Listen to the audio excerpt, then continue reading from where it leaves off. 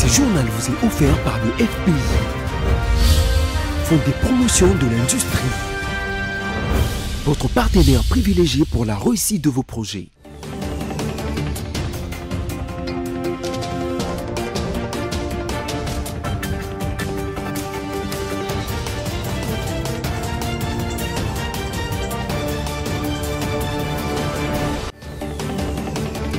Vous êtes sur BC Télévision. Bonsoir, madame, monsieur, bonsoir et bienvenue. Sans plus tarder, voici le menu.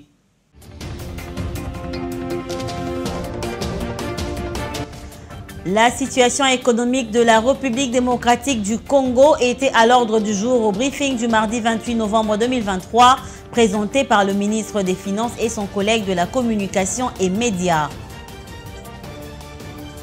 Au Nord Kivu, encore des vagues de déplacés en direction de Kanyabayonga à cause des combats qui ne s'arrêtent pas entre les miliciens locaux et le M23 dans les territoires de Rutshuru et Masisi.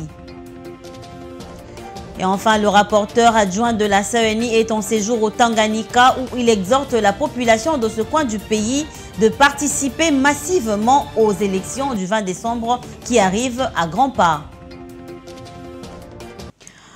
C'est tout pour le sommaire. Débutons ce journal avec cette information de l'économie. Le gouvernement a présenté le bilan chiffré de son action depuis la prise de pouvoir de Félix Tshisekedi de 2019 à 2023. C'est le ministre des Finances Nicolas Kazadi qui l'a expliqué à la presse lors d'un briefing co-animé dans la soirée d'hier avec son collègue de la communication et médias, Patrick Mouyaya. Le mot qu'il faut retenir, c'est la résilience. Notre économie a été résiliente. Elle est partie d'un taux de croissance de 5,8% en 2018 à 4,4% en 2019. Pendant la crise Covid en 2020, la croissance est demeurée positive. Il n'y a pas eu plus de 3 pays en Afrique qui ont connu un taux de croissance positif en 2020. La RDC fait partie de ces 3 pays, avec 1,7% de croissance.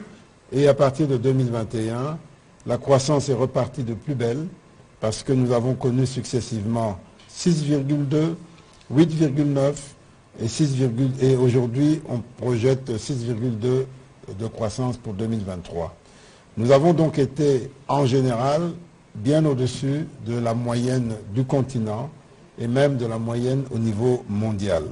Cela a été rendu possible par 2 éléments essentiels. Le premier, c'est le développement du secteur minier, où il y a eu une combinaison d'un accroissement de la production du cuivre et d'un accroissement, d'une augmentation du prix de certains produits que nous exportons. La présidentielle 2023, on en parlera encore dans ce journal. Le tournée du candidat numéro 3 à la présidentielle 2023 dans la province du Maniema, en dépit de l'attaque de son cortège qui a entraîné la mort d'un de ses partisans dans la journée d'hier, mardi 28 novembre.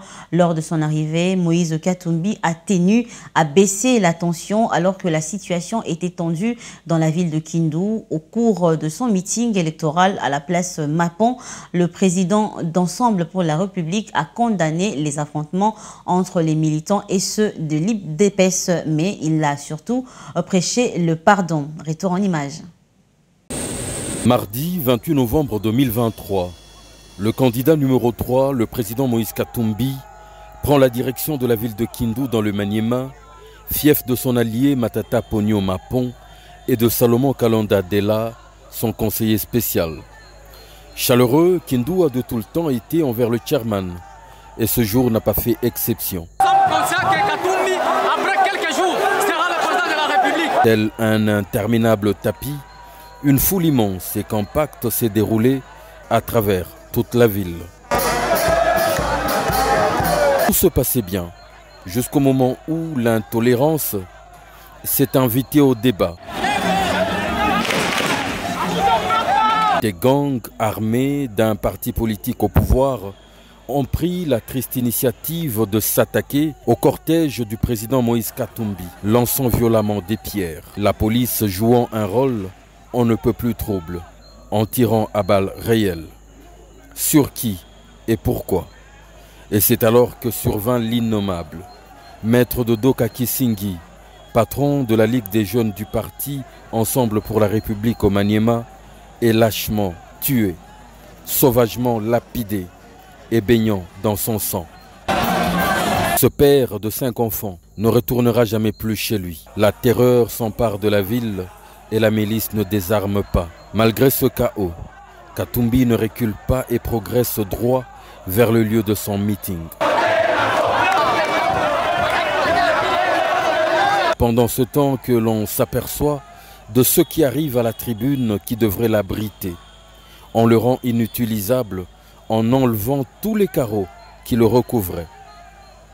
Pourtant, Matata Ponyo est celui qui le construit, autrefois.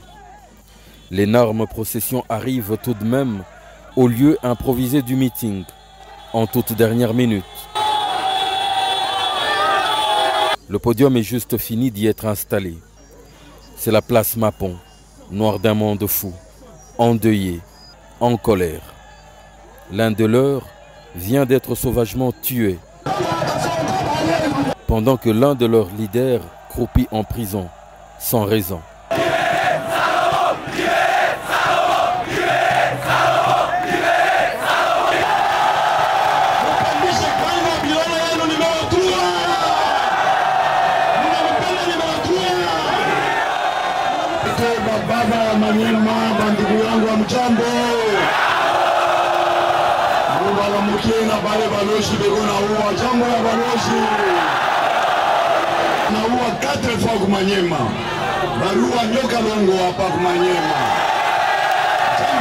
Un jour dont les souvenirs feront longtemps froid dans le dos.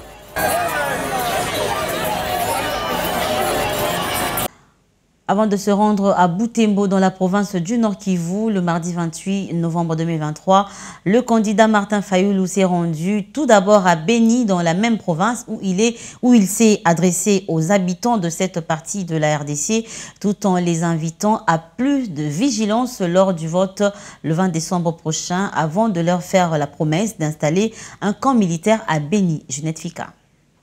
Le mardi 28 novembre, à Beni, dans les Nord Kivu, le candidat numéro 21, Martin Fayulu Madidi, s'est adressé à la population de cette ville, venue nombreux pour écouter son message dans les soucis de mettre complètement fin à l'activisme des rebelles à l'est de la RDC. Le président de l'ECD, Martin Fayulu, a promis d'installer une fois président de la République un camp militaire avec une unité spéciale de l'armée. Ceux qui ont eu pouvoir et l'oko ya liboso tokotia camp militaire ya makasi awa na Beni. Eza boyete bondimi yango camp militaire wana ekozana ba soldats formés, ba soldats motivés, ba soldats entraînés, bazana uniforme ya malamu. Patriote, oyo bakobatela mboka na biso. Le candidat numéro 21 a demandé en outre à ses militants d'exiger aux agents de la CENI de leur laisser voter avec ou sans duplicata des cartes de lecteur. Mokolo ya vote. Joma na siku ya uchaguzi. Bino nyoso bozala wana bokende. Inomba nyie bote munaenda kule. Eza la carte na yo kombo zo komona na te. Ikue carte yenye jina yako ilishazimika. Kende. Inomba unaenda tu ku bureau de vote. Lobake na yeko voter Fayulu. Eza boyete. Unaenda voter Fayulu. Soki balingi te kama bana katala. Lobana bango na kopima na bureau yo te. Sita unasema sitatoka hapa ku bureau. Ou bien kaka wana bapesa yo duplicata mususu. Ubie bakupatie duplicata pale mais hapana kuitika kutoka na uya voter Fayulu. Toyokani. Martin Fayulu s'est rendu également dans la ville de Goma, toujours dans la même province, où il poursuit son périple dans le cadre de sa campagne électorale. Après avoir lancé l'atelier de la formation des observateurs à long terme de la Moé, Sanko et CC le mardi 28 novembre 2023, le cardinal Ambongo pense ne pas avoir la certitude de la tenue des élections le 20 décembre prochain en RDC, car jusque-là, tous les matériels semblent ne pas encore être réunis. On l'écoute. Pourquoi je suis venu lancer cet atelier? C'est parce que nous, comme Église catholique, nous croyons que les élections auront lieu à la date fixée. Quitte à chacun de prendre sa responsabilité à chaque niveau pour que les élections puissent se tenir le jour fixé. Nous pensons que dans le contexte actuel, nous n'avons pas encore toutes les certitudes que toutes les conditions sont réunies, les conditions matérielles, les conditions de déploiement de matériel d'observation seront là pour que les élections puissent vraiment avoir lieu le 20 décembre. Voilà pourquoi, tout en lançant cet atelier des observateurs à long terme, nous demandons aussi aux uns et aux autres de jouer leur rôle pour que toutes les conditions soient réunies, les conditions matérielles, mais aussi les conditions de crédibilité, d'objectivité soient réunies pour que les élections se passent dans de meilleures conditions et que le meilleur gagne. Et on va prendre ce communiqué de presse relatif à la mise au point de la CENI sur les déclarations du cardinal Fridolin Ambongo face aux jeunes catholiques les dimanches 26 novembre dernier. Roger Matadi pour la lecture de ce communiqué.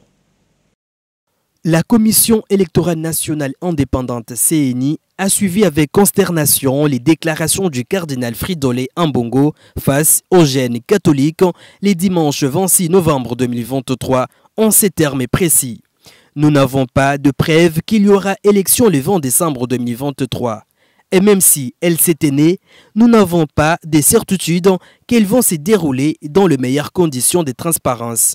La CENI tient à rappeler qu'elle s'est résolument engagée à organiser des élections crédibles, inclusives, apaisées et transparentes et conformément aux lois du pays. Et c'est là, malgré les innombrables accueils et défis auxquels fait face depuis la mise en place de l'actuelle équipe dirigeante en octobre-novembre 2021 avec 28 mois de retard. La CENI poursuit l'organisation des cadres de concertation avec toutes les parties prenantes. Elle a organisé un forum sur l'observation électorale citoyenne et encourage tous les groupes qui les souhaitent à se faire accréditer pour surveiller la transparence du processus électoral. Ces propos du cardinal Ambongo pourraient remettre en cause la relation de confiance qui s'efforce de construire la CENI et la mission d'observation électorale conjointe de la Conférence épiscopale nationale du Congo et de l'Église du Christ au Congo, qui, à travers un de ses représentants, en l'occurrence, Monseigneur Donatien Cholet, avait récemment levé l'option de travailler avec la CENI pour l'organisation des bonnes élections et avait déclaré être apaisé par les échanges avec la CENI. La CENI profite de cette occasion pour rassurer l'opinion publique qu'elle ne finira pas sa mission autant que la situation dépend d'elle. Tout est fait à son niveau pour que les scrutins combinés se tiennent effectivement le 20 décembre 2023 et il n'y a aucune raison à ce jour d'en douter.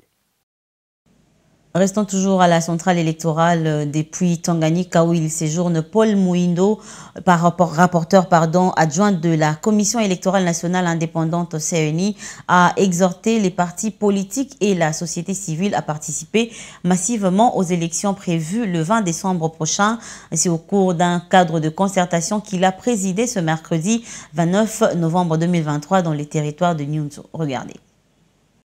Nous sommes dans les territoires de Nyunzu, à 194 km de Kalemi, où Paul Mouindo a tenu un cadre de concertation au cours desquels a largement parlé du code de bonne conduite des candidats et des partis politiques, des aspects liés à l'utilisation des dispositifs électroniques des votes et des communs votés ainsi que de l'accréditation des observateurs et des témoins. Lors de ces échanges, les participants ont soulevé toutes les inquiétudes liées surtout à l'octroi des duplicata. Leur hôte y a répondu en donnant des éclaircissements voulus. Avant de clôturer ces cadres de concertation, Paul Mouindo a exhorté les responsables des partis politiques et les candidats à être tolérants, à éviter le message de haine et des divisions, de participer massivement aux élections du 20 décembre prochain. Bien avant, l'envoyé de Denis Kadima a effectué une visite à l'antenne de la CNI Nyunzu. Sur place, il s'est imprégné des conditions de travail des agents de la CNI dans ces coins du pays. Il convient de rappeler que les rapporteurs adjoints est venu lancer la formation du niveau 4 des chefs des centres de vote. Et dans le reste de l'actualité, en bref et en images, les experts internationaux, belges et sud-africains, notamment, ont rendu ce mercredi 29 novembre 2023 leur rapport dans le dossier du meurtre de l'opposant Chérubin Okinde. Il s'agit de l'autopsie, du rapport toxicologique, du rapport balistique et du rapport sur l'itinéraire du véhicule. Notre source affirme qu'il ne reste plus que ces différents rapports soient rendus publics. C'est le 13 juillet dernier que le corps criblé de balles des Chérubin Okinde a été découvert dans son véhicule stationné le long de l'avenue des Poids Lourds à Kinshasa. La veille, sont partis ensemble pour la République dirigée par l'opposant Moïse Katumbi et s'étaient inquiétés de sa disparition et avaient dénoncé un probable enlèvement. Ainsi, des experts médicaux, légaux et des policiers de la mission des Nations Unies pour la stabilisation au Congo, MONUSCO, ainsi que des experts sud-africains et belges ont prêté assistance aux enquêteurs congolais. Quittons Kinshasa pour le Nord Kivu où les combats entre les rebelles du M23 appuyés par le Rwanda et coalition des miliciens locaux dans les territoires de Rutshuru et Masisi continuent et créent des nouvelles vagues de déplacés qui fuient pour se réfugier à Kanyabayonga, commune rurale du territoire des Lubero dans le Nord Kivu. Un constat a été fait le mardi 28 novembre 2023 que depuis leur emplacement d'origine jusqu'à Kanyabayonga, ces déplacés vivent un vrai calvaire. Suivez. Ces personnes fuient les localités de Nyanzale, Kirima, Kichanga, Kachalira et Kibirizi dans les territoires de Rutshuru et Masisi. Parmi elles, les enfants aussi qui sont obligés de parcourir entre 25 et 75 km en marchant à pied avant d'atteindre la commune rurale de Kanyabayonga dans le territoire de Lubero. Zachary Mumbere Lubuto, vice-président du comité local de ces déplacés, affirme que beaucoup d'atrocités se passent sur leur chemin de la fuite et certaines femmes déplacées ont été violées sur la route en essayant d'atteindre leur refuge. Il ajoute en outre que c'est sur la route des Kiasenda que 8 femmes ont été violées. Et cette situation transforme d'autres déplacés en mendiants à Kanyabayonga et sont contraints de travailler dans les champs des particuliers. À en croire Norbert Sivandire, directeur exécutif de l'ONG locale Action solidaire pour les jeunes et l'environnement durable, au courant de toute l'année, les déplacés ne reçoivent pas régulièrement l'aide humanitaire, seulement 3 organismes qui ont essayé de les assister. À ce jour, des milliers de ménages des déplacés vivent dans des familles d'accueil dans la commune rurale de Kanyabayonga. Et puis en dehors de nos frontières en Israël, la trêve entre ce pays et le Hamas permet de contempler l'ampleur de la catastrophe humanitaire à Gaza. Au sud de l'enclave, les réfugiés manquent de tout. Eau, nourriture, matelas, couverture. Par ailleurs, avec cette arrivée de l'hiver, complique l'exode des Gazaouis sans abri. Au nord, la question de l'eau inquiète les habitants et à Gaza, les conditions sanitaires empirent de jour en jour. Reportage de nos confrères de France 24. Le long de la Méditerranée, plusieurs tentes ont été érigées. C'est ici que vivent désormais quelques Gazaouis, faute de mieux. L'armée israélienne leur a demandé de partir de leur appartement avant de bombarder leur quartier. Ici, il manque de tout et l'arrivée de l'hiver complique les choses. Nous souffrons du manque de matelas et de couverture. Nous sommes près de la plage, il fait très froid. Nous avons reçu une couverture pour tout l'abri, ce qui n'est pas suffisant. Nous ne savons pas si nous avons été enregistrés pour recevoir de l'aide. Nous sommes sans abri et nous avons des enfants. Que pouvons-nous faire? Plus au nord de l'enclave à Jabalia, c'est la question de l'eau qui inquiète les habitants. Lors des bombardements de l'armée israélienne, 50% des puits ont été détruits, entraînant une crise majeure. Des heures durant, les habitants doivent faire la queue pour subvenir à leurs besoins quotidiens. Partout dans la bande de Gaza, les conditions sanitaires empirent de jour en jour. La question des ordures en est le symbole. Environ 35 000 tonnes d'ordures ont été entassées, entraînant des problèmes de santé pour les habitants de Gaza. Les poubelles sentent mauvais, cela attire plein d'animaux, ce qui menace les citoyens d'une catastrophe sanitaire et environnementale. Le prolongement de la trêve pour 2 jours devrait permettre à davantage de camions d'aide humanitaire de rentrer dans la bande de Gaza. Mais pour l'heure, beaucoup d'habitants n'en voient pas le bénéfice. Voilà, ce journal est complètement terminé, mais pour vous qui venez juste de vous joindre à nous, voici donc le rappel des principaux titres.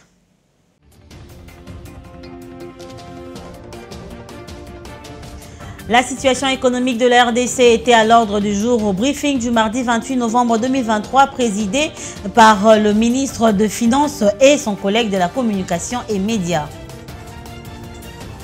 Au Nord Kivu, encore des vagues de déplacés en direction de Kanyabayonga à cause des combats qui ne s'arrêtent pas entre les miliciens locaux et le M23 dans les territoires de Rutshuru et Masisi.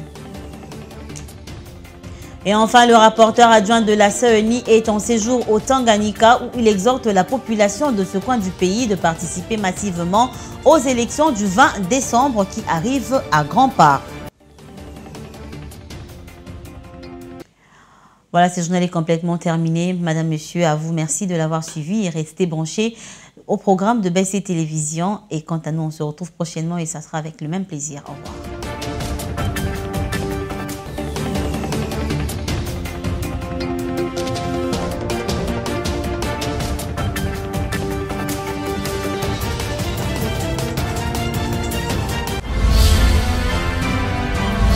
Ce journal vous a été offert par le FPI, Fonds des promotions de l'industrie, votre partenaire privilégié pour la réussite de vos projets.